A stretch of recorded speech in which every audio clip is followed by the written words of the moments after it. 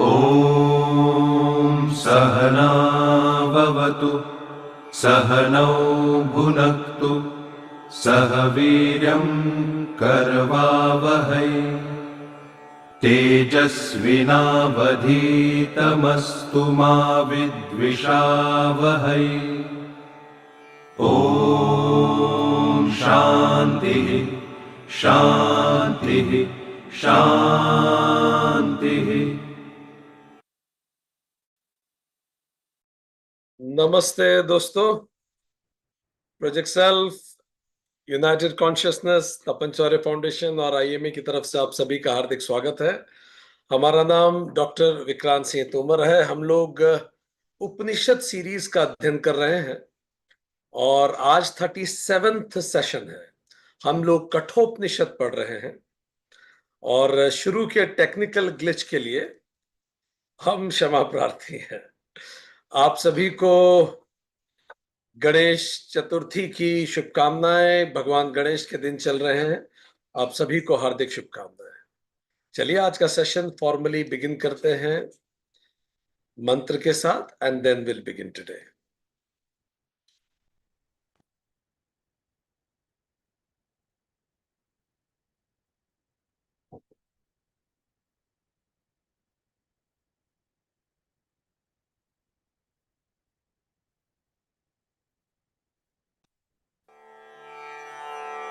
ॐ सहना भवतु सहनौ भुनक्तु सह वीर्यं करवावहै तेजस्विनावधीतमस्तु मा विद्विषावहै। ॐ शान्तिः शान्तिः शान्तिः।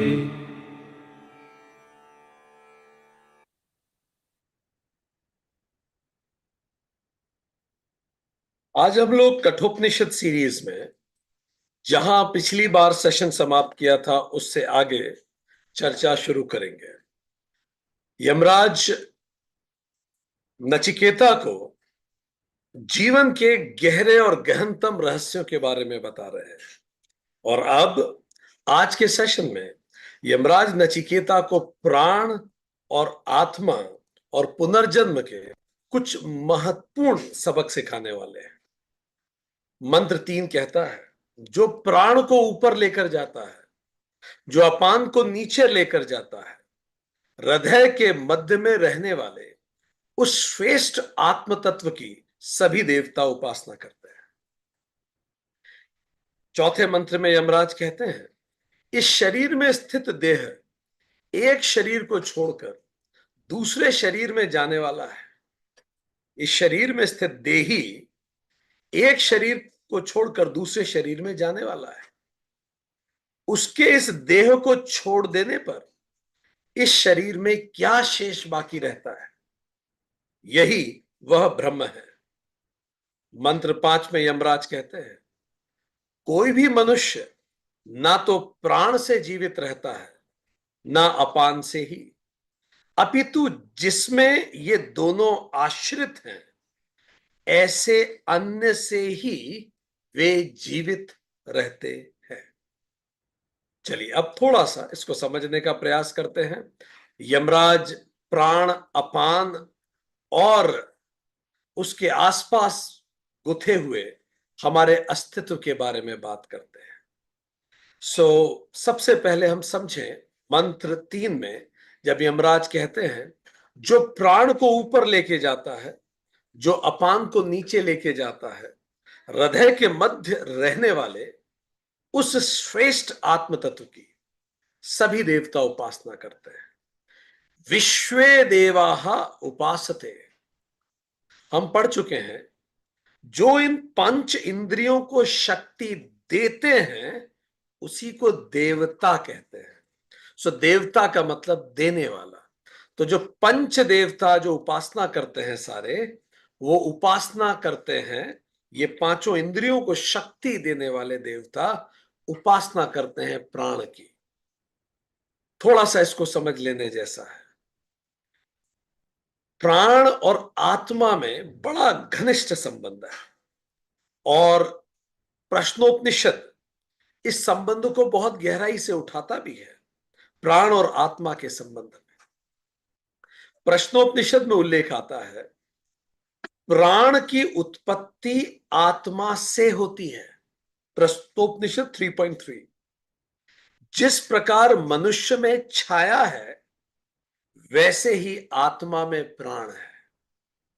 कई बार लोग आत्मा और प्राण को एक जैसा मानते हैं। कितनी खूबसूरती से प्रश्नोपनिषद में दोनों में अंतर समझाया। आत्मा जैसे एक व्यक्ति और जैसे उसकी छाया है वैसा है प्राण। प्रश्नोपनिषद कहता है कि जैसे ही आत्मा आएगी प्राण पीछे पीछे आएंगे। आत्मा की ही छाया है प्राण। प्रश्नोपनिषद 3.4 में उल्लेख आता है, जिस प्रकार एक सम्राट अधिकारियों की नियुक्ति कर उनसे कहता है यहां रहो, उन ग्रामों पर शासन करो, उसी प्रकार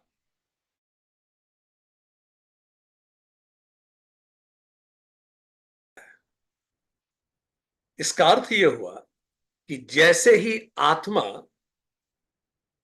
रिफ्लेक्ट होती है मनुष्य के शरीर में, और उस रिफ्लेक्शन के तुरंत बाद प्राण भी प्रकट होते हैं। जो प्रमुख प्राण है वो 5 प्राणों को काम पे लगा देता है।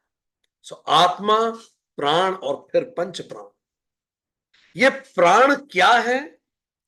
तो प्राण वो ऊर्जा की गति है हमारे शरीर में, जिसके माध्यम से ही हमारी नाड़ियों में सारी ऊर्जा का प्रवाह होता है। प्राण वो राजा है जो पूरी नाड़ियों को ये कल्पना कीजिए जैसे हाईवे है अमेरिका के नेशनल हाईवेज, वहीं से सारा ट्रांसपोर्टेशन होता है, वहीं से अमेरिका आपस में कनेक्टेड है, वहीं से भारत आपस में कनेक्टेड है।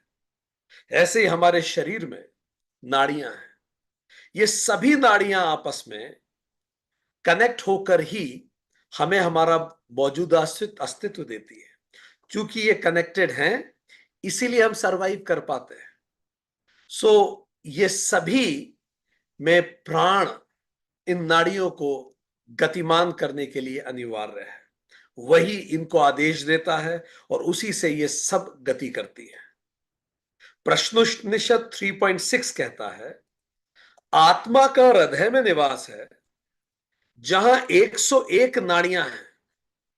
प्रत्येक नाड़ी की 101 शाखाएं हैं और हर शाखा की 72,000 उपशाखाएं हैं। तो इतनी सारी नाड़ियां हमारे शरीर में है, उसी से पूरा शरीर हमारा चलता है। इस उंगली में नाड़ियों के माध्यम से ही प्राण शक्ति संचारित कर रहा है। आप अपने पैर को हिला पाते, जहां प्राण संचारित ना हो वहां पैरालिसिस होने लगेगा, बॉडी कंपन समाप्त कर देगी। तो आत्मा बहुत अच्छी बात है। आत्मा जैसे ही शरीर में रिफ्लेक्ट होती है तत्काल प्राण प्रकट होते हैं, और प्राण के प्रकट का इंडिकेशन श्वास है। जैसे ही श्वास है मतलब प्राण आ चुके हैं। ठीक, तो श्वास प्राण की उपस्थिति का प्रमाण है, प्राण आत्मा की उपस्थिति का प्रमाण है। तो इसी तरह से जैसे हम जब फौज में पढ़ाने जाते हैं तो फौज की जो कार होती है उसमें क्या होता है, जैसे पैरामिलिट्री सर्विसेज की जो कार होती है ना, उस कार में अगर आपने नोटिस किया हो, अगर अधिकारी बैठा होता है तो कार में एक फ्लैग लगा होता है, ठीक है। पर अगर अधिकारी नहीं बैठा तो कार में केवल वो रहेगा डंडा और उसमें वो फ्लैग नहीं लगा होगा, ठीक है। तो हम जब वो हमें रिसीव करने आते हैं तो क्या करते हो, फ्लैग उठा के अंदर रख लेते हैं, ठीक। हमने एक बार पूछा उनसे ये फ्लैग का क्या हिसाब है, तो कहते हैं सर जिसकी ये गाड़ी है जब वो आईजी साहब बैठते हैं तो ये फ्लैग सामने लग जाता है। उसका क्या प्रयोजन है?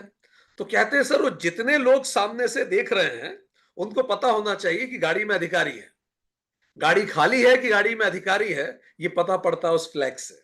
अगर फ्लैग लगा है कार पे, इसका मतलब गाड़ी के अंदर ओनर बैठा है, ठीक। और अगर फ्लैग नहीं रखा तो कोई भी बैठा होगा पर वो गाड़ी का अधिकारी नहीं है, ठीक। इसी तरह से श्वास फ्लैग है, हम महसूस कर सकते हैं। ये फ्लैग है कि जो अधिकारी है, जो ओनर है शरीर का, वो है अंदर, वो बैठा है, ठीक। और जैसे ही श्वास समाप्त हुई, मतलब ओनर नहीं बैठा, ओनर त्याग के चल दिए, दूसरी गाड़ी ले ली शायद उन्होंने, ठीक। तो प्रमाण है श्वास कि इस पुर में, इस पुर के अंदर ईश्वर विराजित है। तो हृदय ही उस ईश्वर का गर्भगृह है, ये शरीर उस ईश्वर का मंदिर है। इसीलिए इस शरीर को अच्छा रखना एक धार्मिक और आध्यात्मिक कर्तव्य है। तो ये शरीर पुर है ईश्वर का, हृदय गर्भगृह है ईश्वर का, और जैसे ही ईश्वर विराजित होते हैं, आत्मा रिफ्लेक्ट होती है, तो आत्मा के रिफ्लेक्शन के साथ ही तत्काल रिफ्लेक्शन होता है उस फ्लैग का, वो फ्लैग लग जाता है ताकि हमें जानकारी हो कि शरीर में आत्मा है, ठीक।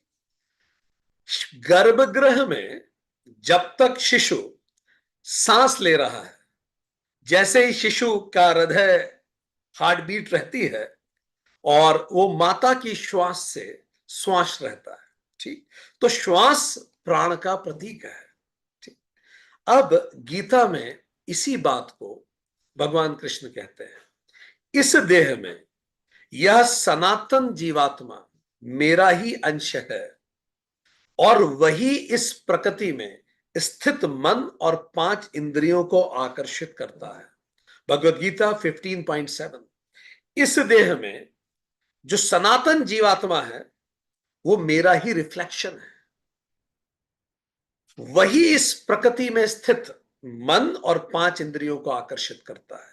अब फिर सब आना चालू हो जाएंगे, 9 महीने इसी चीज में लगते हैं, इंद्रियां आएंगी, फिर मन विकसित होगा, फाइन, हमारा एस्ट्रल बर्थ हुआ, फिर हमारा साइकोलॉजिकल बर्थ हो रहा है, फिजिकल वो हो रहा है, इंद्रियां संचय हो रही हैं, एंड धीरे धीरे फिर हम पैदा होते हैं। तो हमने यहां ये जानने का प्रयास, यमराज कह रहे हैं कि ये जो प्राणों का गमन कर रहा है, वो जिनके कारण ये प्राण संचालित हो रहे हैं वही ब्रह्म है, यमराज कह रहे हैं। अब इन 5 प्राणों पे एक छोटा सा रिफ्लेक्शन हम लेने का प्रयास करते हैं। Will have a small understanding of these 5 pranas, but before I tell you about these 5 pranas, एक शब्द टर्मिनोलॉजी हम शायद उपयोग करेंगे जो आपको ध्यान रखनी होगी। आउटवर्ड मूवमेंट का मतलब movement away from the centre of the body, ठीक है। जैसे आउटवर्ड मूवमेंट क्या हो गया? एक्सहेलिंग, सांस छोड़ना, इसको हम क्या कहेंगे? Outward movement. जो 4 दिशा में प्राण मूव करेंगे, आउटवर्ड का मतलब अंदर से, शरीर के अंदर से बाहर। एक्सहेल करना आउटवर्ड मूवमेंट है, इनहेल करना इनवर्ड मूवमेंट है, ठीक है। तो जब हम कहेंगे आउटवर्ड मूवमेंट है, इसका मतलब हम एक्सहेलेशन की बात कर रहे हैं। जब हम कहेंगे इनवर्ड मूवमेंट है, मतलब बाहर से अंदर आ रहा है, इनहेल करना, ठीक है। फिर एक होता अपवर्ड मूवमेंट, जैसे हम भुजाएं उठा रहे हैं, तो अब भुजाएं उठाने के लिए अगेंस्ट द ग्रेविटी ताकत चाहिए, तो प्राण हैज टू गो अपवर्ड, तभी शरीर ऊपर जा पाएगा। अगर प्राण आपको नहीं मदद कर रहे हैं, जो हमारी पूरी नाड़ियां हैं जिनमें प्राण संचालित हैं, वो अगर मदद नहीं कर रहे तो हम हाथ ऊपर नहीं उठा पाएंगे, हाथ में दम ही नहीं होगा कि हाथ ऊपर उठे, हाथ स्टक हो जाएगा। तो अपवर्ड मूवमेंट मतलब प्राण नीचे से ऊपर अगेंस्ट द ग्रेविटी काम कर रहे हैं। डाउनवर्ड मूवमेंट का मतलब प्राण नीचे की तरफ पुश कर रहे हैं, ठीक है। डाउनवर्ड मतलब upper part of the body से नीचे की तरफ जा रहे हैं प्राण। अगर ये ना हो तो हम एक्सक्रीटा बाहर नहीं कर सकते। एक्सक्रीटा को, यूरिन को बाहर जाने के लिए डाउनवर्ड पुश चाहिए। ये पुश प्राण लगा रहे हैं। भुजाओं को उठाने के लिए अपवर्ड पुश चाहिए। ये अपवर्ड पुश प्राण लगा रहे हैं। तो प्राण शरीर के अंदर डाउनवर्ड अपवर्ड मोशन, शरीर के बाहर से इनवर्ड आउटवर्ड मोशन। ठीक, ये चार टर्मिनोलॉजी समझ लेने से, अब जैसे डाउनवर्ड मोशन क्यों जरूरी है, आप खाना खाएंगे, खाने को नीचे जाना जरूरी है, that is a downward motion. ठीक है, एक्सक्रीटा बाहर निकलने की जरूरत है। ठीक है, सो इस तरह से अपवर्ड और डाउनवर्ड, आपको हाथ उठाना है, कुछ भी करना है, ये सारे मोशन जरूरी है। अब हम जरा समझें कि 5 प्रकार के प्राण कौन से हैं, और बहुत ब्रीफ में, हालांकि क्योंकि इसकी विषय वस्तु नहीं है, पर यमराज ने कहा है तो थोड़ा सा हम इस पे चर्चा कर लेना उचित होगा। चलिए, लेट्स अंडरस्टैंड दैट। सो 5 प्राण कौन से हैं? आपके राइट हैंड साइड में शरीर पूरा बना हुआ है, और आप देख सकते हैं ये गर्दन के ऊपर उदान, ठीक, ये पूरा चेस्ट एरिया प्राण, आप देखें क्रॉस, ठीक, चेस्ट एरिया, और ये पूरा एब्डोमेन एरिया समान, ठीक है, और जो नीचे की तरफ जा रहा है अपान, ये कमर के नीचे का एरिया पूरा अपान, और पूरे शरीर में जो व्याप्त है, भुजाओं में, पैरों में, वो व्यान। तो एक ही प्राण पंच प्राण बनता है, और वो प्राण राजा की तरह बताता है कहां क्या करना है, प्रश्न उपनिषद ने कहा। तो सबसे पहले उदान, ये पूरा एरिया नेक एंड अबव, ये नर्वस सिस्टम, ये किससे संबंधित है? हमारे नर्वस सिस्टम को पूरा कवन करता है। यहां से स्वेलो करते हैं हम इधर से, वही प्राण, ये अपान है, सॉरी उदान है। फेशियल एक्सप्रेशन, ये झुर्रियां, ये सब उसी की कमी के कारण होंगी। स्पीच हमारी, यहां भी ऊर्जा चाहिए। It connects, it keep the body erect, गर्दन सीधी रहेगी आपकी, फाइन। इट कनेक्ट्स बॉडीली प्राणा टू द यूनिवर्सल प्राणा। आप यहीं से इनहेल एक्सहेल कर रहे हैं, तो उदान बड़ा कीमती है। वोकल कोड्स हैं, intake of air and food यहीं से होता है। इसका एक्शन क्या है? It take soul to the new body, ठीक, सोल श्वास के माध्यम से, वेरी इंपॉर्टेंट इन ड्रीम्स। ये सब उदान के डिसबैलेंस के, उदान के संबंध इन सब चीजों से। Bringing and carry down what has been eaten, ठीक, ये कैरी डाउन कैसे करता है? कैरीज प्राण फ्रॉम समान एंड व्यान। समाना किधर है? आप देख सकते हैं समान जो डॉट डॉट डॉट है, ठीक, ये। सो इट ब्रिंग्स, ये क्या करता है? Brings and carry down what is been eated and carries prana from samana and vyana. तो ये जो एब्डोमेन में समाना है, इसको भी वो अपलिफ्ट करता है, ठीक। सो अब ये कैसे करता है? इसका डायरेक्शन क्या है? Moves from inside to outside, ठीक, ब्रीद आउट। तो इनसाइड से आउटसाइड उदान देखता है। From centre of the body to the head ये रहता है। थ्रोट और ब्रेन ये कंट्रोल करता है। विशुद्ध चक्र यही होता है, आकाश एलिमेंट से जुड़ा होता है। कभी भी आप डिटेल में इसको पढ़ेंगे जब अगले उपनिषद में जाएंगे। आज चूंकि यमराज ने बात करी है, ठीक। प्राण क्या है? प्राण एग्जैक्टली इनहेलेशन है। जब आप सांस ले रहे हैं तो आप कहेंगे मैं प्राण ले रहा हूं। रेस्पिरेटरी सिस्टम, इनहेलेशन, ठीक, controls breathing, takes vital atmospheric energy. प्राण एब्सॉर्ब करते हैं। आप जितनी गहरी सांस लेंगे, ये पूरे दिन भर एक्टिव रहता है। Moves from outside to inside, ठीक, इन बाहर से अंदर की तरफ जाता है, to the centre of the body, ठीक। मूव इनवर्ड्स एंड अपवर्ड्स, ठीक, ये अपवर्ड की तरफ जाता है प्राण, ठीक। हेड एंड चेस्ट एरिया उसका मूव गवर्न करता है। वायु तत्व है, अनाहत चक्र यही है। समान, समान नेवल से हार्ट के बीच का जो एरिया है, जैसा आप देख पा रहे हैं, दैट एरिया इज कॉल्ड समान। डाइजेस्टिव सिस्टम हमारा यही होता है, ठीक। इनहेलेशन और एक्सहेलेशन के बीच में जो टाइम गैप है, वो उस दौरान सामान बहुत एक्टिव होता है। स्ट्रोक्स गैस्ट्रिक जूसेस यही प्रोड्यूस करता है। Vitality of liver, pancreas, stomach, digestive tract, ये सब चीजें इसी से संचालित, पूरा शरीर यही प्राण संचालित करता है। Integrate the vital body, assimilate करता है प्राण को। इसका डायरेक्शन क्या है? Move around and around in the centre of the body. ठीक। पाथ टू लिबरेशन, ये नेवल से कनेक्टेड है। नेवल से ही हम हमारी मां से कनेक्टेड है, सोर्स से कनेक्टेड है। इक्वलाइजेस प्राण और अपान को, ये मिडिल ब्रेथ है। ठीक। इसके ऊपर प्राण है, इसके नीचे अपान है, उसको बैलेंस रखता है। स्टमक एरिया में है, मणिपुर चक्र है, फायर एलिमेंट है, जठराग्नि इसी में है। अपान नेवल से फीट तक, ये अपान का कार्य है। अपान नीचे की तरफ पुश करता है।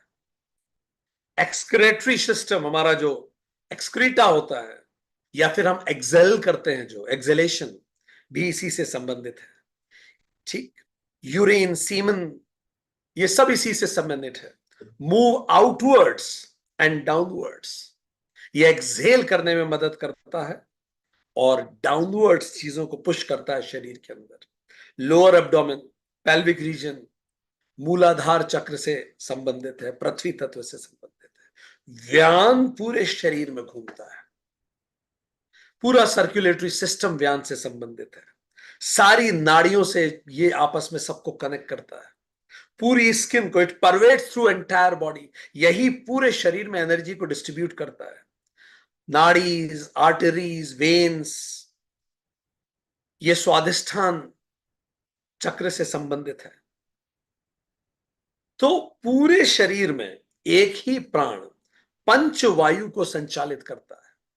अब यमराज ये कह रहे हैं, जब यमराज ये कहते हैं तो यमराज उसमें कह रहे हैं कि जो प्राण और अपान को, जो प्राण को ऊपर लेके जा रहा है, अपान को नीचे लेके जा रहा है, वो जो हृदय में रहता है वो आत्मा है। तो यमराज बेसिकली ये कह रहे हैं, ये जो पूरे शरीर का सिस्टम है जो प्राणों से चलता है, वो प्राणों को चलाने वाला ही ब्रह्म है, तीसरे मंत्र ने कहा।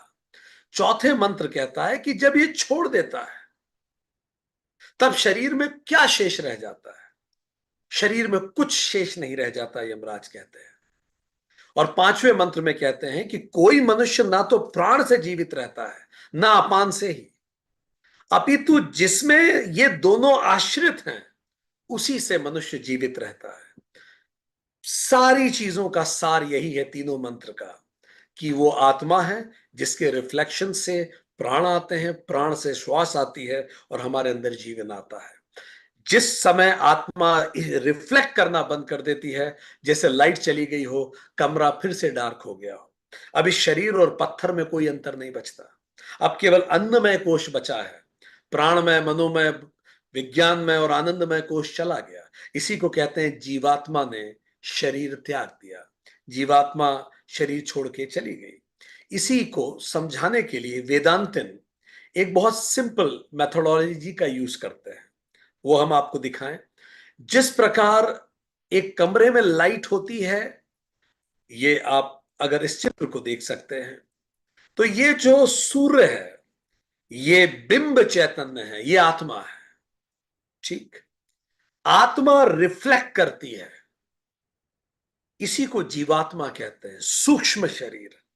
इसीलिए सूक्ष्म शरीर, मन, चित्त, बुद्धि, अहंकार, प्राण, ये सब सूक्ष्म शरीर है। इसको चिदाभास भी कहते हैं। लगता यह है कि जीवात्मा ही आत्मा है, आभास होता है ऐसा, पर ऐसा है नहीं। ठीक। इसकी रिफ्लेक्शन, अब जब ये रिफ्लेक्ट होता है ऐसे प्रिज्म पे, तो एक कमरा चाहिए। किसी कमरे में जब वो रिफ्लेक्ट होता है तो उस कमरे में रोशनी आ जाती है। ये कमरा, ये शरीर है। जैसे ही जीवात्मा इसको धारित करती है, ये रोशन हो जाता है, इसमें प्राण आ गए। अन्नमय कोश तो ये कमरा है, पर प्राणमय कोश, मनोमय कोश, विज्ञानमय कोश, आनंदमय कोश रिफ्लेक्ट होते हैं और ये कमरा अचानक सुंदर लगने लगता है। ठीक, इसको क्या कहते हैं? स्थूल शरीर। ये कमरा स्थूल शरीर है, जो मिरर है वो सूक्ष्म शरीर है। पर यह रोशनी मिरर की नहीं है, ये रोशनी बिंब चैतन्य की है। तो कमरे में जो हमें दिख रहा है, ये जो हम रूम, ये जो हम मूव कर पा रहे हैं, जो पुर है हमारा, इसको कहते हैं प्रतिबिंब चैतन्य, रिफ्लेक्टेड कॉन्शियसनेस। तो यमराज समझाना चाह रहे हैं नचिकेता को कि नचिकेता, ये जो तुम्हें खुद में प्राण दिखते हैं, ये जो पांचों प्राण तुम्हारे पूरे शरीर को संचालित कर रहे हैं, ये जो तुम सांसें ले रहे हो, ये जो प्राण राजा जैसा है, पर इसका किंग मेकर कौन है? इसका किंग मेकर वो बिंब चैतन्य है, वो ब्रह्म है जो तुम सब में एक है। वो एक ही सूरज अलग अलग कमरों को प्रकाशित कर रहा है। तो यमराज ने ये बताया। अब अगला मंत्र हम समझते हैं। इसी को समझाने के लिए शंकराचार्य, कितनी सुंदर बात शंकराचार्य ने मनीष पंचकम में कही। मनीष पंचकम हम इस क्लास में पहले बता चुके हैं, बट प्रसंगवश आपको याद है वो काशी का चंडाल की कहानी, जिसको शंकराचार्य ने कहा था गच्छ गच्छ। तब शंकराचार्य क्या कहते हैं जब चांडाल कहता है कि तुम किसको जाने को कह रहे हो? अगर तुम इस स्थूल शरीर को जाने को कह रहे हो तो ये तो वही पांच महाभूतों से बना है जिससे तुम्हारा बना है। और अगर तुम आत्मा को जाने को कहते हो तो अचला है, हम सबकी एक ही है। तब शंकराचार्य जो कहते हैं उसको गौर से सुनिए, ध्यान से पढ़िए। शंकराचार्य उसको क्या कहते हैं? चांडाल, जागृत, स्वप्न और सुसुप्ति अवस्थाओं में जो उनका प्रकाशक है। मुझे कैसे पता पड़ता है मैं डीप स्लीप में रहा?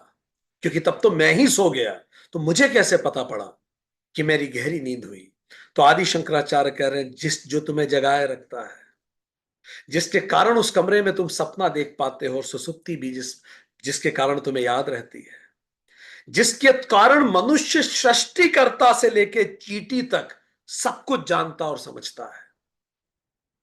तुम ईश्वर को जिस बुद्धि से समझ रहे हो और चींटी को जैसे तुम समझते हो, जो उसमें जीवन की चिंगारी है, जो प्राण है उसमें, जो संपूर्ण जगत का साक्षी है, वही मैं हूं। जो दिखाई देने वाली वस्तुएं नहीं है, मैं जो हूं वो दिख नहीं सकता, और जो दिखता है वो मैं नहीं हूं। शंकराचार्य ने कहा, जो इस चेतना में दृढ़ता पूर्वक स्थित है, यदि कोई ऐसा व्यक्ति है, तो भले वो चांडाल हो या ब्राह्मण हो, ऐसा व्यक्ति ही गुरु होने योग्य है, ऐसा मेरा दृढ़ विश्वास है। और ये कह के उन्होंने चांडाल के पैर छुए। फिर आदि शंकराचार्य ने कहा, मैं शुद्ध चैतन्य हूं, और ये संपूर्ण जगत शुद्ध चैतन्य का ही विस्तार है। इस माया से ही यह सब जो हम देखते हैं, अगर आत्मा ना रहे तो आप कैसे देखेंगे? इस माया से बना ये सब जो हम देखते हैं, ये तीन गुणों से बना है। ये सब कल्पना के द्वारा उत्पन्न है। जिसकी बुद्धि परम आनंदमय सनातन परम सत्ता में दृढ़ रूप से स्थित है, वह चांडाल हो या ब्राह्मण, वही गुरु होने योग्य है, ऐसा मेरा दृढ़ विश्वास है। और शंकराचार्य ने पैर छू लिए। अब आप सोचें कितनी महत्वपूर्ण यह घटना है। शंकराचार्य जो इतने बड़े ब्राह्मण थे, उन्होंने एक चांडाल के पैर छू लिए। ठीक, क्योंकि चांडाल व्यक्ति के अंदर आत्मा को देख सकता था, वो अनित्य में नित्य को देख सकता था। पर इससे क्या हुआ? इससे उन लोगों को समस्या हो गई जो साजिश करना चाहते थे, जो इस देश को तोड़ना चाहते थे। उन्होंने कहा, ऐसे तो जाति प्रथा नहीं रह पाएगी, कुरीतियां नहीं बचेंगी। ठीक, जाति प्रथा नहीं, कुरीतियां नहीं बच पाएंगी। ऐसे तो हम कैसे एक इंसान को निम्न दिखाएंगे अगर ब्राह्मण चांडाल के पैर छू रहा है? तो जल्दी से बताइए फिर उन्होंने क्या कहानी बनाई इसके आसपास? बोलिए बोलिए। साथ में हम समाज शास्त्र भी पढ़ते रहे। क्या कहानी बनाई उन्होंने? और कहानी भी इतनी विश्वसनीय बनाई कि व्यक्ति एकदम से कहेगा हाँ हाँ ठीक है, बताइए। जल्दी लिखिए चैट बॉक्स में, क्या कहानी बनाई लोगों ने फिर? अब ब्राह्मण तो चांडाल के पैर छू नहीं सकता, तो फिर क्या करें? चलिए, यूज योर क्रिएटिव ब्रेन। ऐसे थोड़ी देश टूटा है, ऐसे थोड़ी अंबेडकर नाराज हुए थे। लिखिए लिखिए।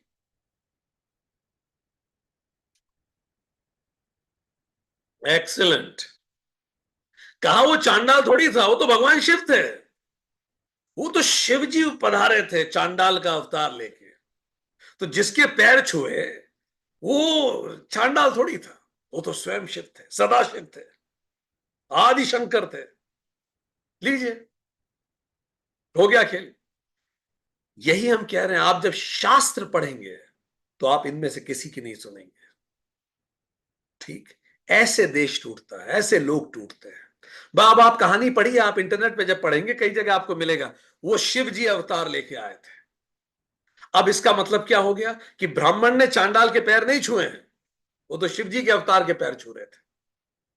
कैसे, जब तक आप इंसान को बड़ा छोटा मानेंगे, कैसे आप एक दुनिया बना पाएंगे, कैसे आप यूनाइटेड इन कॉन्शियसनेस रह पाएंगे? भगवान ही मालिक है। खैर, आगे बढ़ें।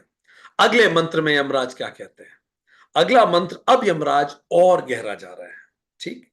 ये तो यमराज ने 5 मंत्र तक बताया। छठे मंत्र पे यमराज इसमें और गहरा उतर रहे हैं। वो कह रहे हैं, हे गौतम, नेक्स्ट मंत्र, नेक्स्ट मंथ में यमराज कह रहे हैं, हे Gautam, let me share that mantra for you. It is here. Perfect. So next month में यमराज कहते हैं,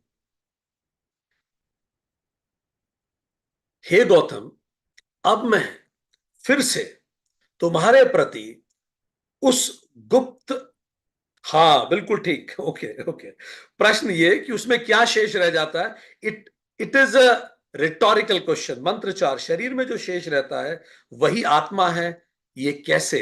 ठीक। ये रिटोरिकल क्वेश्चन है कि फिर क्या शेष रह जाता है। मतलब ये कहने का मतलब है कि फिर बचता क्या है?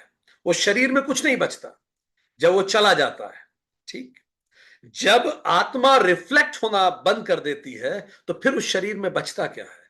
याद है नचिकेता ने पहले पूछा था कि जब आत्मा रिफ्लेक्ट होना बंद कर देती है तो फिर शरीर में क्या शेष रह जाता है? तो क्या शेष रह जाता है? केवल अन्नमय कोश शेष रह जाता है। तो फिर चला क्या जाता है? प्राण, मन, बुद्धि और आनंदमय कोश चला जाता है। इसी को जीवात्मा कहते हैं, इसी को सूक्ष्म शरीर कहते हैं। ठीक। मतलब वो कांच टूट जाता है। तो सन क्या चला जाता है? नहीं, सन तो पहले भी था, सन तो अभी भी था, पर चूंकि वो कांच टूट गया जिसके कारण कमरे में रिफ्लेक्ट हो रहा था, इसीलिए वो दिखना बंद हो गया। इसीलिए अगले मंत्र में यमराज क्या कह रहे हैं? उसी बात का उत्तर दे रहे हैं, हे गौतम, अब मैं फिर से तुम्हारे प्रति उस गुप्त और सनातन ब्रह्म का वर्णन करूंगा तथा मरण के प्राप्त होने पर आत्मा जैसा हो जाता है वो भी कहूंगा। ठीक। अब यमराज बता रहे हैं कि फिर मृत्यु के बाद क्या होता है। ठीक। याद है पूछा था नचिकेता ने कि मृत्यु के उपरांत कुछ बचता भी है? 1.20। अब यमराज कह रहे हैं छठे मंत्र में, हे गौतम, अब मैं फिर से तुम्हारे प्रति उस गुप्त और सनातन, गुह्य, गुह्य का मतलब बड़ा डिफिकल्ट टू अंडरस्टैंड, सनातन ब्रह्म का वर्णन करूंगा तथा मरण को प्राप्त होने के बाद आत्मा जैसा रह जाता है, जैसा हो जाता है, उसके बारे में भी कहूंगा। जैसे एक नदी है, नदी में आप एक मटका डाल के उसमें पानी भरें और मटके को पानी में ही रखें। ठीक। अब मटके के अंदर भी पानी है, मटके के बाहर भी पानी है। ठीक। और आप एक डंडे से मटके को तोड़ दें तो पानी पानी में समा गया। बस यही आत्मा का अस्तित्व है। अभी भी आत्मा है, हमारे शरीर के ना होने में, मटके के टूटने पे भी आत्मा रहेगी। ये बिल्कुल वैसा है जैसे ये जो ग्लास है हमारे पास, इसके अंदर भी हवा है, इसके बाहर भी हवा है। इसको तोड़ दिया, हवा हवा में मिल गई। इसीलिए इसको घटाकाश कहते हैं। एक मटके के घट के अंदर भी आकाश है, बाहर भी आकाश है। अब आप घट के अंदर के आकाश को अलग तरह से डिफाइन करो, ये इंडियन आकाश है, वो पाकिस्तानी आकाश है, वो अमेरिकन आकाश है, पर है तो वो आकाश ही ना। जैसे आप तोड़ेंगे उस घड़े घड़े को, आकाश आकाश में मिल जाएगा। सो आकाश को हम अपनी परिभाषा के लिए अलग अलग देशों के आकाश कह सकते हैं, पर आकाश आकाश है। इसी प्रकार हम उस आत्मा को जीवात्माओं के अनुसार नाम दे सकते हैं। यहां हम जो 20 लोग हैं, हम जीवात्मा के अनुसार नाम दे सकते हैं, क्योंकि हम सबकी अपनी अपनी यात्राएं हैं। उस यात्रा के लिए हम एक नाम दे सकते हैं ताकि आइडेंटिफाई कर सकें उस यात्रा में, पर अन्यथा हम सबकी आत्मा एक ही है। वेदांतिक ऋषि विवेक चूड़ामणि में इसी को कहते हैं, विवेक चूड़ामणि 549, जैसे सांप कैंचुली उतारता है और नया शरीर ले लेता है, ऐसे ही ये स्थूल खत्म होता है। रामकृष्ण परमहंस इसको गीला नारियल सूखा नारियल से समझाते हैं। ठीक, इसीलिए जब ब्रिटेन में कोई व्यक्ति एक्सपायर होता है तो क्या कहा जाता है? Man gives up his ghost, उसकी घोस्ट, उसकी आत्मा चली गई।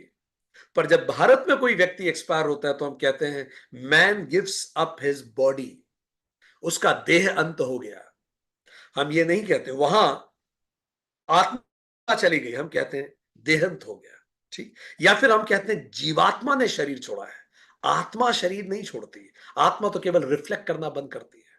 ठीक, सो इसी बात को समझाने के लिए आदि शंकराचार्य ने बहुत जगह अलग अलग रूप में अलग अलग दक्षिण मूर्ति स्तोत्रम को अगर हम कोट करें, दक्षिण मूर्ति भगवान शिव जी का ही नाम है। भगवान शिव जी को जो लोग गुरु की तरह उपासना करते हैं वो दक्षिण मूर्ति स्तोत्र को पढ़ते हैं। ये पढ़ने लायक है। इसके कुछ मंत्र हम आप लोगों के लिए लाए हैं जो शायद हमारे कंसेप्ट्स को और क्लियर करेगा। यह है दक्षिणामूर्ति स्तोत्र। ठीक, किसने बनाया? आदि शंकराचार्य ने। अब जरा देखिए क्या कहते हैं। दक्षिण मूर्ति कौन है? भगवान शिव, जो गुरु के रूप में विराजित है। आदि शंकराचार्य उनकी स्तुति में लिखते हैं, जिस प्रकार शीशे में एक नगर दिखाई देता है, वह अपने भीतर संपूर्ण जगत को प्रतिबिंबित करता है। हम पढ़ चुके हैं, ये बिंब चैतन्य है, रिफ्लेक्टेड चैतन्य है। ये रिफ्लेक्टेड चैतन्य क्यों है? ये एटम्स एक विशेष तरह से मॉडिफाइड है। वह केवल बाहर से प्रतीत होता है, ये दिखता है बाहर से। नींद में हम सपने के जादुई भ्रम को वास्तविकता समझते हैं। जैसे सपना हमें लगता है सच है, लेकिन जब हम नींद से जागते हैं तो वास्तविकता का पता पड़ता है। यह आदि शंकराचार्य द्वारा कृत पहला मंत्र है दक्षिण मूर्ति स्तोत्र का। ठीक, जब हम जगते हैं तो पता पड़ता है कि वास्तविकता क्या है। इसी प्रकार जब हम शरीर त्याग देते हैं तो पता पड़ता है कि वास्तविकता क्या थी। ठीक, इसी प्रकार ये जगत आत्मा से भिन्न प्रतीत होता है। हमें लगता है ये आत्मा से भिन्न है, यद्यपि वास्तव में आत्मा से भिन्न नहीं है। आध्यात्मिक जागृति के दौरान हम इस सत्य का अनुभव करते हैं और आत्मन और परमात्मा के गैर विभाजनकारी सिद्धांत को महसूस करते हैं। आत्मा और परमात्मा एक है, दो नहीं है। मैं गुरु के उस दिव्य रूप दक्षिण मूर्ति को नमस्कार करता हूं जो इस सत्य को दुनिया के सामने प्रस्तुत करता है। तो दक्षिण मूर्ति गुरु की जब हम तपस करते हैं तब हम इस चीज को धीरे धीरे समझना शुरू करते हैं। ये जो अगला मंत्र है ये बड़ा कीमती है। ब्रह्मांड का चेतन और अविभाजित सत्य एक बीज के अंकुर की तरह है जो बढ़ने के बाद अलग अलग दिखता है। एक ही बीज से हम सब निकले हैं, अलग अलग शाखाओं पे लगे हैं। कोई नॉर्थ अमेरिका में जाके लग गया, कोई साउथ अमेरिका में लग गया, कोई अफ्रीका में लगा हुआ है, कोई यूरोप में लगा है। हम सब उसी बीज से निकले हैं। ये सब हम वैज्ञानिक रूप से पढ़ चुके हैं। जो बढ़ने के बाद अलग अलग दिखता है, शंकराचार्य ने कहा। अब आगे जो लिखा है वो बड़ा कीमती है। माया इस सृष्टि को अलग अलग रूपों और काल और स्थान के विविध पहलुओं में अजीबोगरीब तरीके से पेश करती है। अब इसके दो मतलब हैं। अलग अलग समय, अलग अलग जगह सिविलाइजेशन अलग अलग तरह से विकसित हुई है। अलग अलग जगह सूर्य का रिफ्लेक्शन अलग अलग है। अलग अलग स्थानों पे कहीं कोई की स्किन काली है, कोई गोरा है। माया इस सृष्टि को अलग अलग रूपों में काल और स्थान के विविध पहलुओं में अलग अलग तरह से प्रस्तुत करती है। काल के हिसाब से भी आप देखें, एक काल भारत का था, भारत दुनिया का राजा था। एक काल यूरोप का रहा, एक काल अफ्रीका का था, एक काल उनका था। सब अलग अलग काल। अब हम ये सोचें कि उस समय हम राजा थे तो अभी भी राजा रहे। यूरोप सोचे कि उस समय हमने दुनिया जीती तो अभी भी सब हमारी सुने। ऐसे नहीं होता। ये सब माया है, वो इसी एक बीज से हम निकले। पर अगर आप इसको वैश्विक रूप से देखें, सामाजिक रूप से तो इसके मायने अलग है, पर इस काल और स्थान को अगर आप यूनिवर्सल रूप में देखें तो वो बड़ा अलग अर्थ देगा। केवल एक महायोगी ही अपनी इच्छा से ब्रह्मांड की रचना करता है और उसे प्रकट होते हुए देखता है, माना वो माया का खेल देख रहा हो। जो महायोगी होता है उसको सारी दुनिया में माया चलती दिखती है, ये सब माया ही चल रहा है। जिसको मैं बच्चा कहता हूं वो भी माया है, जिसको संपत्ति कहता हूं वो भी माया है। मैं गुरु के इस दिव्य रूप को प्रणाम करता हूं जो मुझे ये सिखाता है। अब इस लाइन को फिर से पढ़िए। माया इस सृष्टि को अलग अलग रूपों में, काल और स्थान के विविध पहलुओं में अजीबो करीब तरीके से प्रस्तुत करती है। देखिए ऊपर संस्कृत में भी हमने हाईलाइट किया है, देश काल कलना। अब इस लाइन को सोचिए, क्या कह रहे हैं इंग्लिश में, बताइए काल और समय को क्या कहते हैं? काल और समय को क्या कहते हैं इंग्लिश में, बताइए, लिखिए चैट बॉक्स में। Exactly, space and time. अब पढ़िए आइंस्टाइन क्या कहता है इस बारे में। आइंस्टाइन क्या कहता है स्पेस एंड टाइम के बारे में। हम दंग थे जब हमने ये पढ़ा। आइंस्टाइन की थ्योरी ऑफ रिलेटिविटी 1915 क्या कहती है? ब्रह्मांड ही स्पेस टाइम है। आदि शंकराचार्य क्या कह रहे हैं वो पढ़ते जाइए, और नीचे आइंस्टाइन क्या कह रहे हैं वो पढ़ते जाइए। पूरा ब्रह्मांड स्पेस, काल और समय है, टाइम एंड स्पेस है, काल और स्थान है। पूरा ब्रह्मांड काल और स्थान से बना है, स्पेस टाइम से बना है। और जो भी होता है, जैसे आकाश गंगा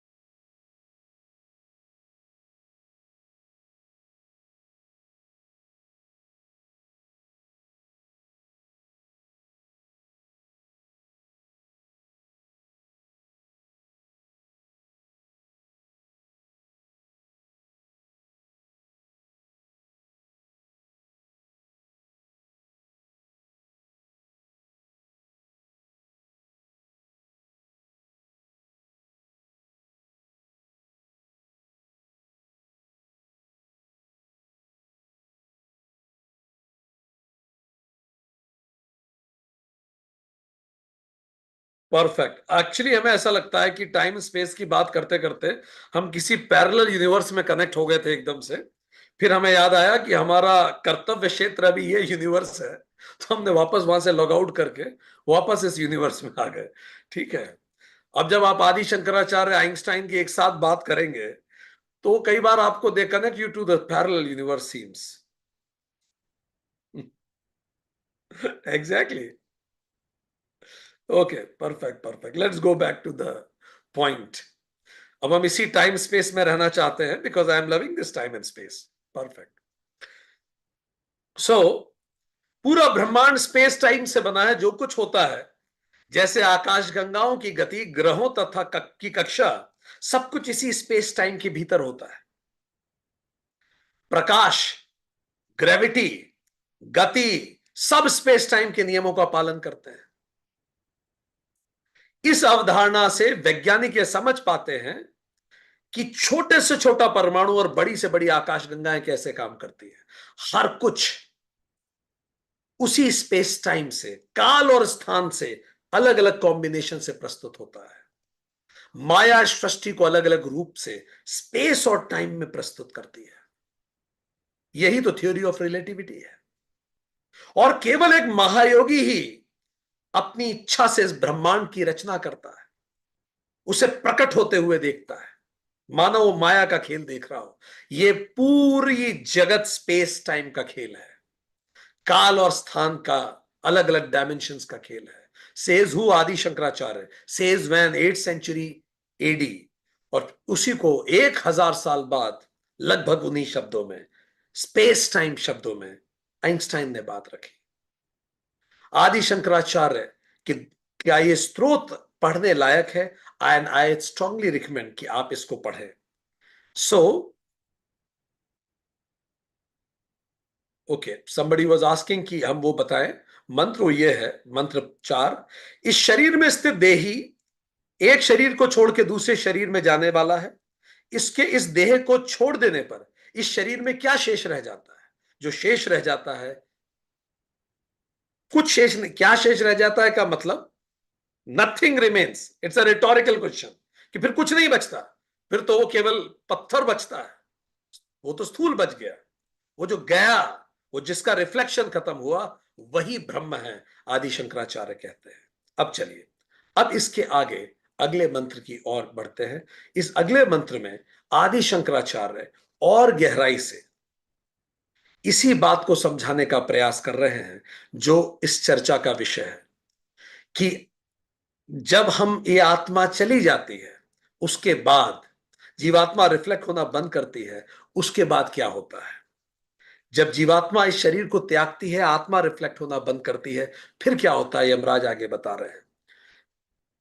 अपने कर्म और ज्ञान के अनुसार कुछ देहधारी शरीर को प्राप्त करने के लिए किसी योनि को प्राप्त होते हैं, और कितने ही स्थावर भाव को प्राप्त हो जाते हैं। ठीक, अब थोड़ा इसको समझते हैं। I repeat this. अपने कर्म और ज्ञान के अनुसार कुछ देहधारी शरीर को प्राप्त करने के लिए किसी योनि को प्राप्त होते हैं, और कितने ही स्थावर भाव को प्राप्त हो जाते हैं। अब जब जीवात्मा ये शरीर त्यागती है, सूर्य का रिफ्लेक्शन आना बंद होता है, आत्मा रिफ्लेक्ट होना बंद कर देती है, इसके बाद क्या होता है? अब जो यमराज कह रहे हैं वो बहुत कीमती है, क्योंकि ये बहुत सारे डाउट्स हमारे क्लियर करने वाला है। अब यमराज क्या कह रहे हैं? अपने कर्म और ज्ञान के अनुसार, मंत्र में लिखा है यथा कर्म यथा श्रुतम। कुछ देहधारी शरीर प्राप्त करने के लिए, मतलब जीवात्माएं शरीर प्राप्त करने के लिए किसी योनि को प्राप्त होते हैं, और कितने ही स्थावर भाव मतलब वनस्पति आदि को प्राप्त हो जाते हैं। मंत्र 7, अनुसयंती यथा कर्म यथा श्रुतम। श्रुतम का मतलब, कर्म तो आप सब जानते हैं, कर्म का मतलब हर विचार, हर भाव, हर शब्द और हर एक्शन कर्म है। तो जब जीवात्मा शरीर त्यागती है तो दो इंपॉर्टेंट पैरामीटर है, कर्म, और दूसरा पैरामीटर क्या है? ज्ञान। कर्म और ज्ञान दो इंपॉर्टेंट पैरामीटर्स है। ठीक, ज्ञान के लिए शब्द हुआ है श्रुतम। तो कर्म क्या है? कर्म हम अच्छे से जानते हैं, हर विचार, हर एक्शन, हर शब्द कर्म है। ठीक,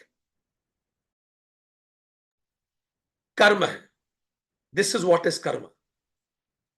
श्रुतम का मतलब क्या हुआ? सुना हुआ। दो आधार बताए, जीवात्मा अगला जन्म इन दो आधार पे लेती है, हमारे कर्म क्या रहे और सुना हुआ क्या था। श्रुतम सुना हुआ मतलब सुन के जो भी हमने सीखा है, संचित अनुभवों का जो देन है, जन्म जन्मांतरों का हमारा जो ज्ञान है, जिसको गीता कहती है योगारूढ़ है या योग भ्रष्टा है। हम योगी रह के इस धरती से गए या योग के पाथ से भटक गए, हमारा कॉन्शियसनेस कितना इवॉल्व हुआ, उसको कहा श्रुतम। सो हम दो आधारों पे जन्म लेते हैं, हमारा कर्म और हमारा ज्ञान। ज्ञान के लिए शब्द आया श्रुतम। ठीक, अब ये दोनों कितनी कीमती चीजें हैं। कर्म मतलब हमारी गति क्या थी, ज्ञान मतलब दिशा क्या थी। कर्म हमारे एक्शन है, ज्ञान हमारे गुण है, और कर्म और गुण को जोड़ दें तो वर्ण बनता है। याद कीजिए भगवत गीता, चतुर्वर्णा मया सृष्टा गुण कर्म विभागश। गुण और कर्म के आधार पे मैंने 4 तरह के वर्ण बना दिए। 4 कलर ऑफ पर्सनैलिटी हैं, पर ये किस आधार पे हैं? कर्म और ज्ञान के आधार पर, कर्म और गुण के आधार पर। जैसे नहीं कहते दो चीजें मस्ट हैं, कर्म मतलब हार्डवर्क और गुण मतलब टैलेंट। आप में टैलेंट होना चाहिए और आपका हार्डवर्क होना चाहिए, ये मिल जाते हैं तो फिर जीवन में रंग बिखरते हैं। सो कैसे हम जन्म लेते हैं? तो यमराज कह रहे हैं गुण और कर्म के आधार पे आप जन्म लेते हैं। तो इसका मतलब यहां जितने भी लोग क्लास अटेंड कर रहे हैं, हम 4 तरह के लोग हैं। ठीक, what are those 4 types of people we are? हमारे 4 प्रकार कौन से हैं? ये देखिए, हमारे 4 प्रकार, ये 4 प्रकार है। ठीक, पहला, कुछ लोग एक्टिव कर्म करते हैं और उनके पास राइट ज्ञान भी होता है। कर्म और ज्ञान दो आधार हैं, एक्टिव कर्म और राइट ज्ञान। ठीक, इसको डिवाइन लोग कहेंगे। ये वो लोग हैं जो डिविनिटी की तरफ बढ़ रहे हैं, सही दिशा है और इनके पास गति भी है। कर्म इनको गति देता है और ज्ञान इनको दिशा देता है, तो ये सही दिशा में मेहनत कर रहे हैं। कुछ लोग ऐसे हैं जिनमें ज्ञान तो है पर कुछ करते नहीं है उस दिशा में। They are non active, they are daydreamers. कुछ तो हो ही जाएगा, कर्म नहीं करते, बस ज्ञान, केवल उससे क्या होगा? यमराज कह रहे हैं अगला जन्म बस इन्हीं 2 पैरामीटर पे चलेगा भाई, कर्म और ज्ञान। ठीक, कुछ लोग एक्टिव कर्म तो करते हैं पर उनका ज्ञान इम्प्रॉपर है, वो डिजास्टरस है, गलत दिशा में जाएंगे, मुश्किल में पड़ जाएंगे क्योंकि उनकी दिशा गलत है। गलत दिशा में एक्शन कहां ले जाएगा? एंड चौथा इज इम्प्रॉपर ज्ञान है और इनएक्टिव भी है, डिल्यूजन, भ्रम में इनका पूरा जीवन खत्म हो जाता है। तो ये जो people walking towards divine, day dreamers, disaster और डिल्यूजन, इस 4 तरह के लोग इस आधार पे बनते हैं। और यमराज कह रहे हैं इसी आधार पर उनका पूरा जीवन वो व्यतीत करते हैं और उसी आधार पे वो अपने अगले जन्म की तरफ जाते हैं। उनका अगला जन्म, इसी आधार पर वो अगला जन्म को प्राप्त करते हैं। तो अगले जन्म में क्या होता है फिर उनके साथ? तो यमराज यहां 2 इंपॉर्टेंट बात कह रहे हैं। ये जो आधार है, डिवाइन मीन्स आध्यात्म की तरफ, डे ड्रीमर मतलब आलस्य है उनमें, डिजास्टर मतलब अंधी दौड़ में लगे हुए हैं, डेल्यूजन मतलब अंधकार की तरफ है। ठीक, तो ये जो चारों लोग हैं, अब इसमें एक चीज और समझ लेने जैसी है, बड़ी इंपॉर्टेंट है। इसीलिए जीवन में 2 गुरु होना बहुत जरूरी है, एक वशिष्ठ, दूसरा विश्वामित्र। वशिष्ठ क्या देते हैं? दिशा, विश्वामित्र गति।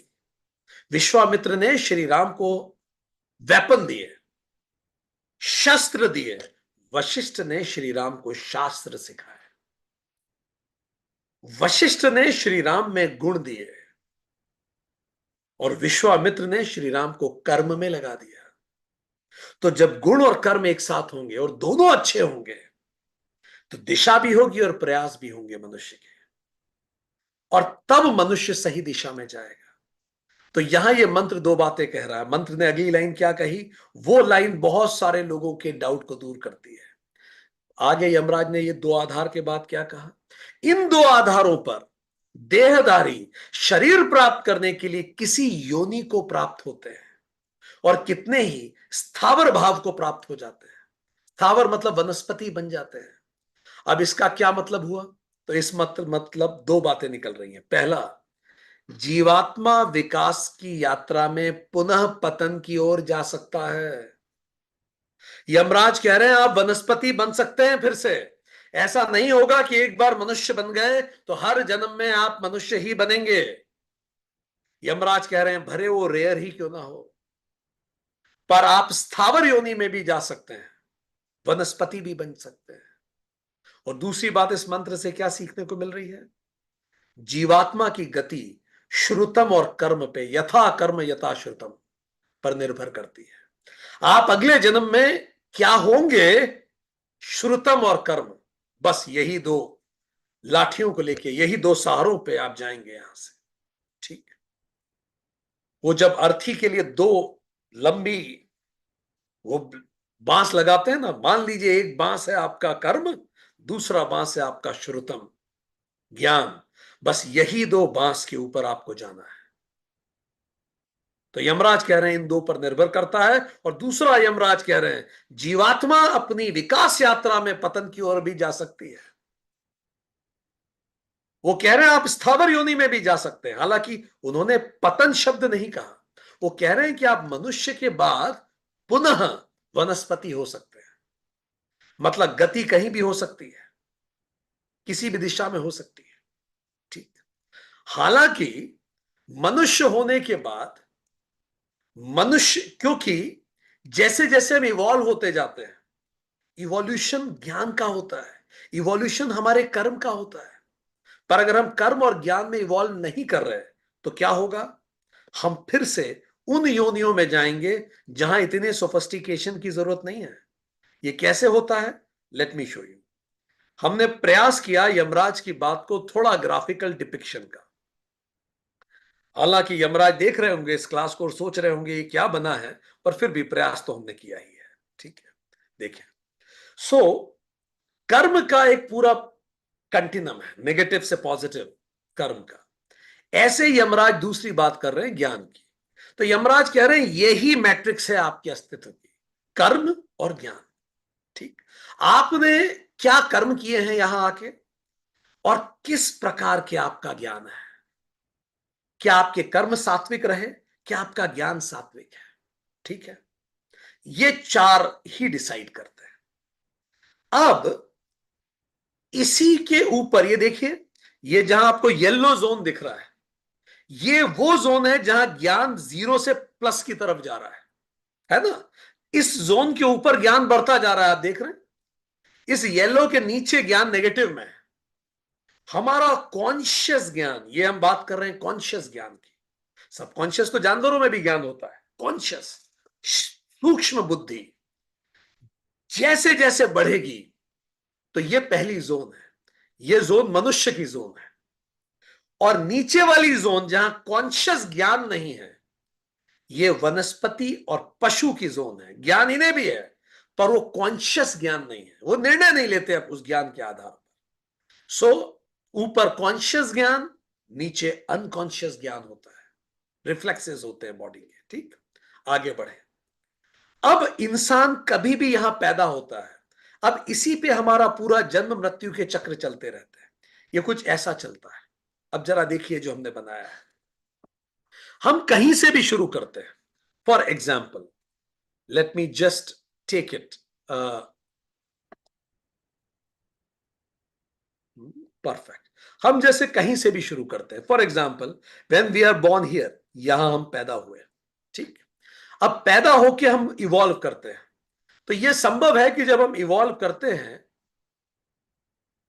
ओके,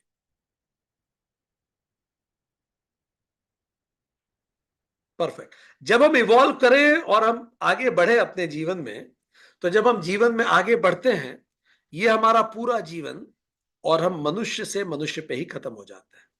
ठीक। सो अधिकतर लोगों के साथ ऐसा ही होता है। They are born as a human, they die as a human, they again born as a human and they die as a human। तो मेजॉरिटी की यात्रा ऐसे ही चलती है, उनका साइकिल ऐसे ही घूमता है, ह्यूमन टू ह्यूमन। बट कुछ लोग इस जन्म में ऐसे कर्म करते हैं कि वो बहुत हीनियस होते हैं।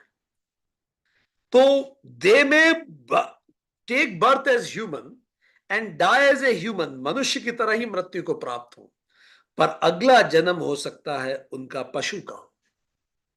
ठीक, वो पशु योनि में और ऐसी योनियों में जाएं जो योनि उनको वो कंसेप्ट समझने में मदद करे, और फिर इवॉल्व होके वापस मनुष्य की तरफ आ जाए।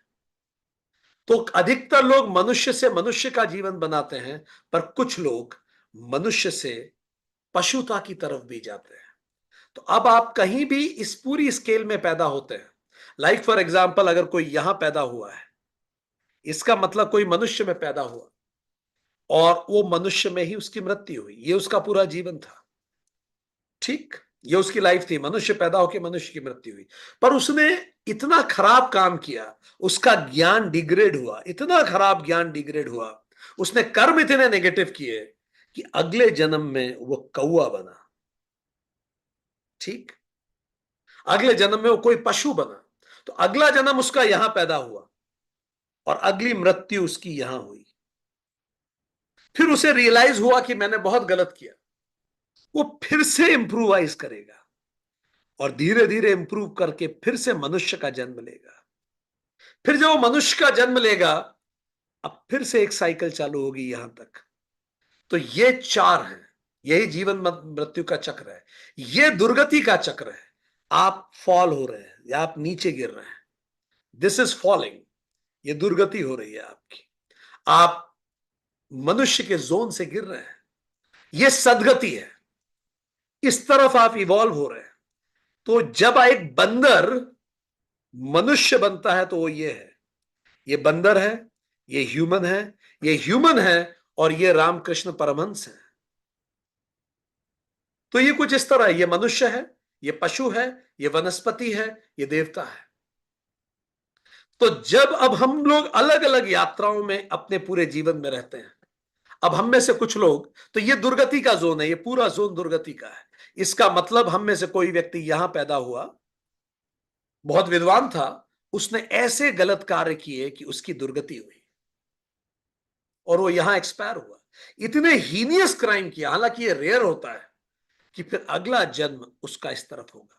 अच्छा, ये हीनियस क्राइम ना भी किए हो, अंतिम समय में उसका मन किसी ऐसी चीज में अटक गया, मान लीजिए किसी पशु में ही अटक गया, और उसका मन पशु के उस अनुभव को जानना चाहता था, तो अगले जन्म में वो पशु बन के जन्म लेगा और उस अनुभवों को सीखेगा। हालांकि वो बहुत इंटेलिजेंट पशु होगा। ठीक, तो ये पूरी यात्रा मनुष्य की चार टुकड़ों में होती है। एक ये यात्रा है, इसको हम कहेंगे ए। ये दूसरी यात्रा है, इसको हम कहेंगे बी। ये तीसरी यात्रा है, इसको हमने कहा सी। ये चौथी यात्रा है, इसको हमने कहा डी। अब ए को देखिए, मनुष्य पैदा होके मनुष्य खत्म हुए।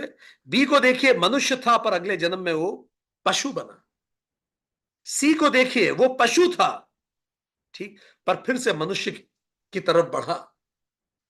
और डी को देखिए, मनुष्य से देवत्व की तरफ बढ़ा और बेहतर हुआ, देवत्व की तरफ। तो आज हम लोग जब ये क्लास अटेंड कर रहे हैं, हम इस तरफ हैं, हमारा जन्म इस तरफ है।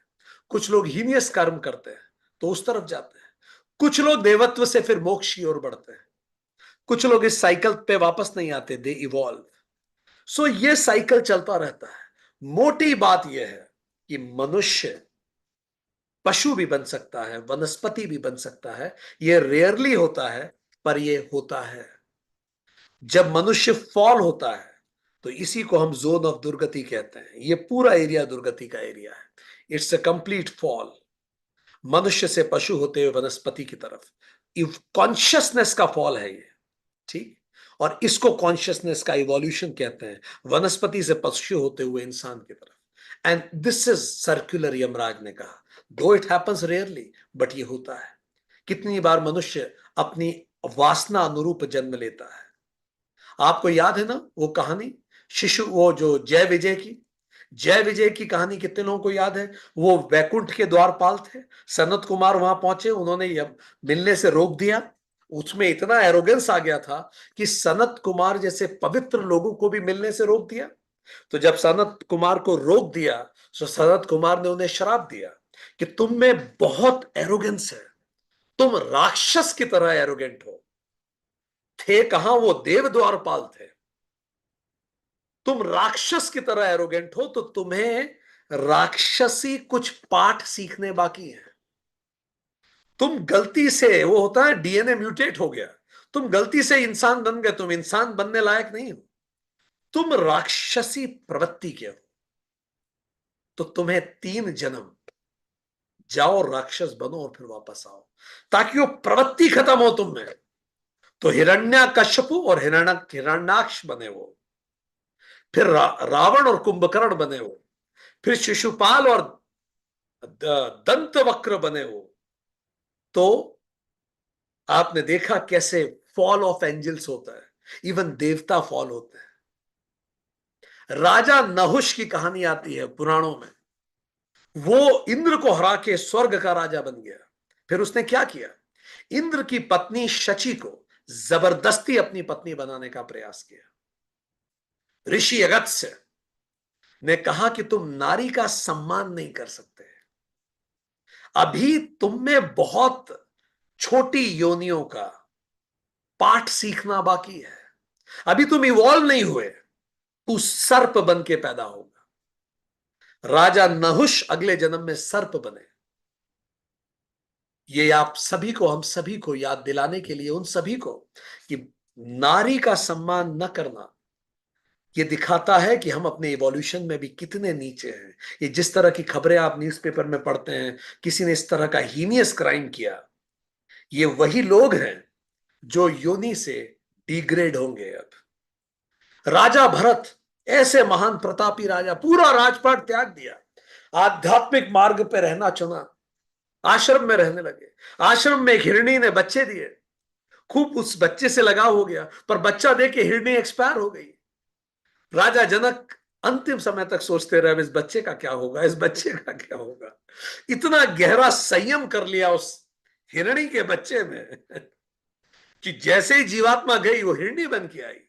ठीक, तो कई बार आपका अंत काल का जो संयम है, क्योंकि life is an experiment, if you want to experiment, come and experiment. कोई डाउट हो उसको क्लियर कर लो। कुबेर का बेटा था, उसका नाम था नल कुबेर। महिलाओं को उत्पीड़ित करता था, इंसल्ट करता था, हीनियस क्राइम करता था। नारद मुनि ने श्राप दिया, उसको अपनी काम वासना नियंत्रित ही नहीं रख पाता था। नारद ऋषि ने श्राप दिया, तूने महिलाओं को निंदित किया है, तुझमें पेशेंस नहीं है, तू वृक्ष बन के पैदा हो जा। वृक्ष तो हिल भी नहीं सकता, पेशेंस तो वृक्ष का गहना है। ठीक, और फलदार वृक्ष, लोग पत्थर मारेंगे तुझे, तुझे ह्यूमिलिटी के साथ पत्थर खाते हुए भी फल देना सीखना पड़ेगा। इस तरह से बहुत सारे उदाहरण आते हैं। इंद्र, ऋषि गौतम की, इंद्र तो देव है, देव तक से डिक्लाइन होगा, पशु तक। इंद्र गौतम ऋषि की पत्नी को, इंद्र ने रूप धर लिया गौतम ऋषि का, और गौतम ऋषि की पत्नी अहिल्या से इंद्र बन के मिले और उनके शील भंग करने की कोशिश की। ऋषि गौतम ने श्राप दिया कि तू पिग बनेगा, सुअर। ऐसे कितने सारी कहानियां हैं, ऐसे कितने सारे पुराणों में उल्लेख आता है जहां कोई देवता पशु बना हो। कई बार गंधर्व, एक गंधर्व था, उसका नाम था हु हा वो ऐसे ही आते थे। ठीक है, वो अशालीन व्यवहार करता था, बड़ा शिष्ट था, गलती से गंधर्व बन गया था, म्यूटेशन हो गया था कुछ नेचर का, उनको श्राप मिला, वो मगर बने। ये वही मगर है जिसने पैर पकड़ लिया था हाथी का, और हाथी ने विष्णु जी को पुकारा था मगर से रक्षा के लिए। तो गंधर्व था, इंटेलिजेंट था, स्मार्ट था। So it is a continuum, हम चलते रहते हैं। इंद्रजीत अगले जन्म में कौआ बना था, कुंभकर्ण हाथी बना था, इतना खाता था। ठीक है, so the point is here is, राक्षस, गंधर्व, देव, मनुष्य, ऐसे कई उदाहरण आते हैं जो अगले जन्म में कुछ और बने। और केवल वही कुछ और क्यों, ऐसे भी उदाहरण आपने देखे होंगे जो जातक कथाओं में आते हैं। भगवान बुद्ध की जातक कथाएं, कि मनुष्य भी, बुद्ध, मनुष्य भी मनुष्य होने से पहले बहुत कुछ रहा थे। बुद्ध पहले एक वटवृक्ष थे। वो कहानी कितने लोगों ने जातक कथा में सुनी थी। वो बड़ा इंटेलिजेंट वटवृक्ष था। जब कोई बहुत इंटेलिजेंट जानवर आप देखें, समझ लीजिए ये बिल्कुल इवॉल्व होने पे है, हो सकता है अगला जन्म ही इसका मनुष्य होने वाला। वो बड़ा इंटेलिजेंट वटवृक्ष था। और एक बार एक राजा ने उस वटवृक्ष को काटने का सोचा, तो वटवृक्ष ने राजा की जीवात्मा से कनेक्ट किया, और राजा की जीवात्मा के सपने में आया कि आप मुझे काट दीजिए, मुझे प्रॉब्लम नहीं है, पर सैकड़ों जीव जंतु रहते हैं मेरे ऊपर, वो बेघर हो जाएंगे, थोड़ी तो कृपा करें। इतना निस्वार्थ जीत वटवृक्ष। निश्चित तौर पे वो इवोल्यूशन के लिए तैयार था। तोता थे बुद्ध एक जन्म में, उसका उनका नाम था सतिगुम्ब। वो तोता जिस पेड़ पे उसने घर बनाया था, पेड़ सूख गया, अकाल पड़ गया, सारे पक्षी उड़ गए, पर तोते ने पेड़ का साथ नहीं छोड़ा कि जब अच्छे वक्त में तुम्हारे साथ था, तुम्हारे फल खाए, तुम्हारी पत्तियों में रहा, तुम्हारी छाया में रहा, आज बुरे वक्त कैसे तुम्हें छोड़ दूं। इतनी सेंसिटिविटी एक तोते में। वो इवोल्यूशन के लिए तैयार थे। वो हंस हुए, ऐसे विद्वान हंस की सारा जंगल सलाह लेने जाता था। वो हाथी हुए, तो ऐसे दयालु हाथी कि उनपे एक शिकारी ने अटैक किया और उनको, उस हाथी को यह लगा कि ये कहीं मेरे पीछे आते आते मेरे झुंड तक ना पहुंच जाए और बाकी को ना मार दे, तो उसने कहा स्वेच्छा से मैं खड़ा हो जाता हूं, तुम मेरे दांत काट लो। जीते जी हाथी के दांत निकालने का दर्द आप सोच सकते हैं। ऐसी दयालुता, ऐसी करुणा। वो बंदर हुए और अपने प्राण त्याग के अपनी टीम की उन्होंने प्राण बचाए। ये क्या इंडिकेशन था कि वो इवॉल्व होने को तैयार है। तो यमराज ने बड़ी कीमती बात कही। यमराज ने कहा अभी इस वक्त कि आप एक कंटिन्यूम पे हैं। हर पल पेड़, वृक्ष, पशु बन रहे हैं, पशु इंसान बन रहे हैं, और इसका उल्टा भी चक्र जारी है। आप देख रहे हैं अपने आसपास। तो कई लोग, जो लोग ये कहते हैं कि मनुष्य फिर कभी नहीं बन सकता पशु, वो इस बात को ध्यान रखें कि यमराज ने इस मंत्र में स्पष्ट रूप से यह समझाया है कि ये एक कंटिन्यूम है। मनुष्य ऊपर नीचे जाता है, मनुष्य पशु भी बनेगा और मनुष्य वनस्पति तक बन सकता है उसके कर्मों के आधार पर। अंतिम मंत्र, यह जो पुरुष हमारे सो जाने पर भी भिन्न भिन्न इच्छित वस्तुओं की स्वप्न में रचना करता हुआ जागता रहता है, वही शुद्ध है, वही ब्रह्म है, वही अमृत है। पूरा संपूर्ण लोक उस पर आश्रित है और उसका कोई उल्लंघन नहीं कर सकता। यही बात आदि शंकराचार्य ने कहा कि जो हमारे सपने, हमारे सो जाने पर भी जगा रहता है, जो स्वप्न सुसुप्ति और जागृति के परे है, वही ब्रह्म है, वही अमृत है, और उसका कोई उल्लंघन नहीं कर सकता। हम सब उसी का रिफ्लेक्शन है। सो यमराज ने कुछ महत्वपूर्ण पाठ आज हमें सिखाए। एक क्विक रिफ्लेक्शन रहते हैं। यमराज ने कहा ये जो प्राणों को ऊपर लेके जाता है और जो अपान को नीचे लेके जाता है, हृदय के मध्य रहने वाला वही तत्व तो आत्मा है। सारी इंद्रियां इसी की तो उपासना करती हैं, मतलब सारे देवता इसी के कारण तो हैं। यदि ये ना हो तो इंद्रियां फंक्शन ना करें। सारी इंद्रियां इसी की उपासना करती हैं। ये आत्मा की ही छाया प्राण है, और प्राण का ही प्रथम रिफ्लेक्शन या गवाही, सबूत श्वास है। ये प्रमाण है कि भगवान पुर में आ गए हैं। ये प्रमाण है कि भगवान गर्भगृह में स्थापित हैं। आत्मा का हृदय में निवास है, जहां 101 नाड़ियां हैं। प्रत्येक नाड़ी की 101 शाखाएं हैं। हर शाखा की 72,000 उप शाखाएं हैं। इस देह में ये सनातन जीवात्मा कृष्ण कहते हैं मेरा ही तो अंश है, और वही इस प्रकृति में स्थित मन और इंद्रियों को आकर्षित करके इस शरीर रूपी गाड़ी को आगे चलाता है। और जब ये आत्मा रिफ्लेक्ट होना बंद करती है, जब यह आईना, जीवात्मा रूपी आईना टूट जाता है, तो फिर कुछ नहीं बचता। वो जो शेष है वो तो पत्थर है। वो कमरा फिर से अंधेरा हो गया। वो घट का पानी नदी के पानी में समा गया। वो घट का आकाश ऊपर के आकाश में समा गया। वो नारियल खोखला था, वो खत्म हो गया। सांप ने केचुली त्याग दी। अब इस शरीर और पत्थर में कुछ नहीं अंतर बचा। प्राण में मन, बुद्धि, आनंद सब चले गए। अब वो नए शरीर की तलाश में चले जाएंगे। और आत्मा ने रिफ्लेक्ट होना बंद कर दिया, क्योंकि वो कांच ही टूट गया, वो वेसल ही टूट गया जिसमें रिफ्लेक्शन होता था।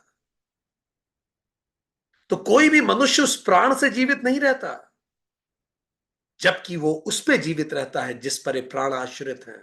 क्योंकि प्राण आत्मा की छाया है। जैसे एक सम्राट, जैसे ये प्राण आत्मा को स्थापित कर देते हैं, और वो प्राण जैसे ही आत्मा के आने से प्राण आ जाते हैं, वो प्राण सम्राट की तरह बाकी प्राणों को काम पे लगा देता है। तुम ये करो, तुम वो करो, जैसे एक आदेश देता है। और जब ये जीवात्मा यहां से चली जाती है, वो कांच रिफ्लेक्ट टूट जाता है, तब अपने कर्म और ज्ञान पे यथा कर्म यथा श्रुति वो न अगली देह में जाती है। वो देह वनस्पति की हो सकती है, पशु की हो सकती है। यथा कर्म यथा श्रुतम, जैसा कर्म जैसी ज्ञान, जैसा गति जैसी दिशा, वैसे ही जीवन का वर्ण होता है। हार्डवर्क और टैलेंट, यदि हम में न ज्ञान है न कर्म है, न कर्म है न दिशा है, तो डिल्यूजन का पूरा जीवन है। यदि हम में कर्म तो है पर ज्ञान नहीं है, दिशा नहीं है, तो ये दिशाहीन कर्म है, डिजास्टर है। यदि हम कर्म तो करते हैं पर हमारे पास दिशा नहीं है, तो हम डे ड्रीमर हैं। कर्महीन दिशा बेकार है। पर जब हम सदकर्म करते हैं और सद दिशा में चलते हैं, तो ही लाइफ डिवाइन लाइफ है। इसीलिए जरूरी है श्रुतम, सुना हुआ, संचित अनुभवों की देन है। जन्म जन्मांतरों से संचित ज्ञान हुआ, योगारूढ़ हुए या योग भ्रष्ट हुए, इवोल्यूशन ऑफ कॉन्शियसनेस है। इसीलिए इवॉल्व व्यक्ति फिर छोटी योनि में नहीं जाएगा। जैसे जिस मशीन पे डॉस काम करता था, उस मशीन पे विंडोज 14 काम नहीं कर सकता। ये इवॉल्व सॉफ्टवेयर है, इसके लिए इवॉल्व मशीन चाहिए। तो जो लोग श्रुतम करते हैं इस जन्म में, जो लोग अपने कर्म सुधारते हैं इस जन्म में, उनकी मशीन इवॉल्व हो जाए, उनका ऑपरेटिंग सिस्टम बहुत इवॉल्व है। अब वो मनुष्य के नीचे जन्म नहीं ले सकते। क्यों? क्योंकि वो इवॉल्व, उनके पास सूक्ष्म ज्ञान है। अब सूक्ष्म ज्ञान के लिए सूक्ष्म मस्तिष्क चाहिए। हम बायोलॉजिकली आपको बता रहे हैं, पशु का मस्तिष्क सूक्ष्म नहीं हो सकता, क्योंकि पशु की रीढ़ की हड्डी आड़ी होती है, हॉरिजॉन्टल होती है, ज्यादा ब्लड सप्लाई ब्रेन में आता है। पर मनुष्य सीधा खड़ा है, उसकी रीढ़ की हड्डी सुषुम्ना नाड़ी से बिल्कुल सीधा है। अब इतनी ज्यादा ब्लड सप्लाई ब्रेन में नहीं जाता, ब्रेन अब फ्री है। उस इतना ब्लड सप्लाई से फाइनर न्यूरॉन्स बन पाएंगे ताकि सूक्ष्म ज्ञान अर्जित कर सके।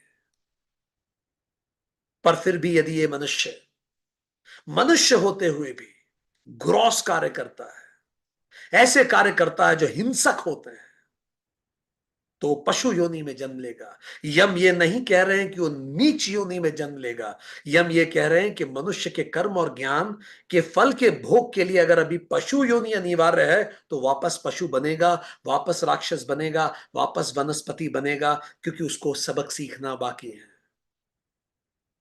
ये कोई पनिशमेंट प्लान नहीं है, ये कॉस्मिक डेवलपमेंट प्लान है, क्योंकि परमात्मा हमें प्रेम करता है। तो जीवात्मा विकास की यात्रा में आगे और पीछे गमन करती है, और इस विकास की यात्रा में निरंतर आगे गमन करने के लिए श्रुतम और कर्म को ही अपनाना है। और जब हम श्रुतम करते हैं, तब हम इस बात को जानते हैं कि जो स्वप्न सुसुप्ति और जागृत के पीछे है, वही मैं हूं, वही अमृत है। और जो मैं हूं उसको कोई उल्लंघन नहीं कर सकता, मेरा कोई नुकसान नहीं पहुंचा सकता। योग क्षेम वहम में हम, वही मेरे योग और क्षेम की रक्षा करता है, जो मैं स्वयं हूं। आज के लिए इतना।